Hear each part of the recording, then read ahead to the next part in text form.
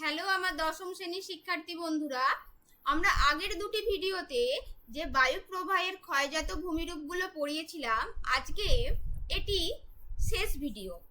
এখানে আমরা 4 নম্বর ভূমিরূপ ইনসেলবার্জ সম্পর্কে জানব। দেখো, ইনসেলবার্জ কি?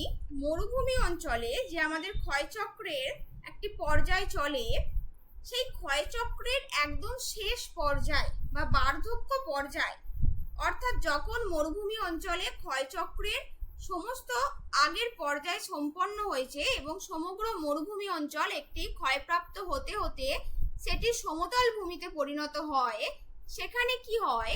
সেই সমতল ভূমির মধ্যে কঠিন শিলা গঠিত, যেহেতু সেগুলি কঠিন শিলা, সেগুলো কম ক্ষয়প্রাপ্ত হয়। সেই কঠিন শিলা গঠিত যে অনুচ্চ পাহাড়, অর্থাৎ পাহাড়ের মতো অতটা উচ্চ নয়, সেই রকম অনুচ্চ পাহাড় বিশিষ্ট যে গোলাকার ভূমিরূপ সৃষ্টি হয়, সেগুলোকে আমরা ইনসেলবার্জ বলবো। এটিও অবঘর্ষ প্রক্রিয়াতেই সৃষ্ট। এবং এই ইনসেলবার্জ একটি জার্মান শব্দ, যার অর্থ দ্বীপশৈল। তো চলো এবার আমরা ইনসেলবার্জ সম্পর্কে যাবতীয় তথ্য দেখে নিই।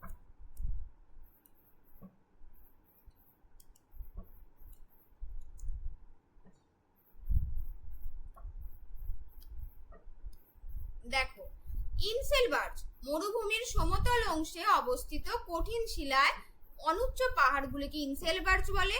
জার্মান শব্দ ইনসেলবার্জের অর্থ দ্বীপশৈল। এটি তোমরা অবশ্যই মনে রেখো, শর্ট কোশ্চেন হিসাবে এটি কিন্তু এসএকিউ আসে। দ্বীপশৈল জার্মান শব্দ ইনসেলবার্জ।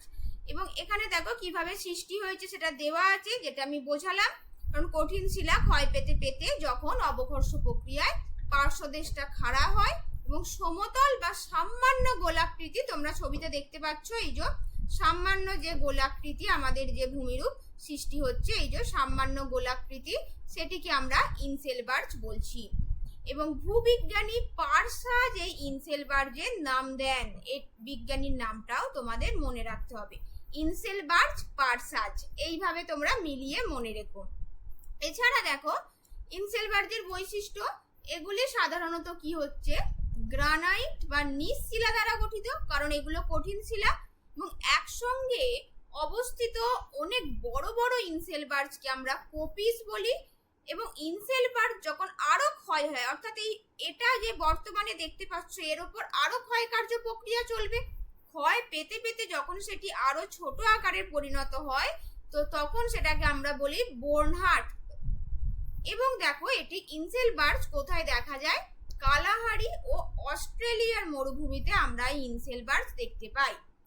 তো আমার এই ভিডিওটি কেমন লাগলো তোমরা অবশ্যই কমেন্টে জানিও। আর পরীক্ষায় পড়লে ভূমিরূপ তোমাদের 5 নম্বরে যে কোনো 3টে ভূমিরূপ তোমাদের লিখতে হবে এবং অবশ্যই ছবি দিতে হবে। তো আমার ভিডিওটি কেমন লাগলো কমেন্টে জানিও, এবং ভালো লাগলে লাইক এবং সাবস্ক্রাইব করে দিও। সকলে ভালো থেকো, দেখা হচ্ছে নেক্সট ভিডিওতে।